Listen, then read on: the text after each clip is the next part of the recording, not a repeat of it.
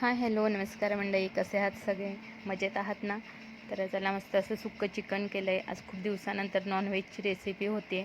तर इथे कांदा टोमॅटो बारीक चिरून घेतले, लसूण ठेचून घेतलेलं आहे, हिरवं वाटण आहे आणि त्यामध्ये वाटणामध्ये सगळ्या गोष्टी आहेत बरं का. खडे मसाले फक्त तेजपत्ता आणि दालचिनी घेतलेली आहे. तेलावरती खडा मसाला आपण अगोदर घालतो, त्यानंतर कांदा टोमॅटो शिजवून घेतला, त्यानंतर वाटण जे आहे ते घालून घेतलेलं आहे, ते सुद्धा छान शिजवून घेतलेलं आहे. त्यानंतर मसाले घालून घेतलेत, घरातल्याच हळद मसाला आणि मीठ घातलेलं आहे. तेल सुटेपर्यंत सगळं शिजवून घेतलेलं आहे. आणि माहिती आहे का, माझी आजी काय म्हणते की भाजीमध्ये जर आपण खडे मसाले व्यवस्थित घातले नाही, जिरे मिरी वगैरे असं, तर ती म्हणते भाजीला भेटच नाही झाली ह्यांची.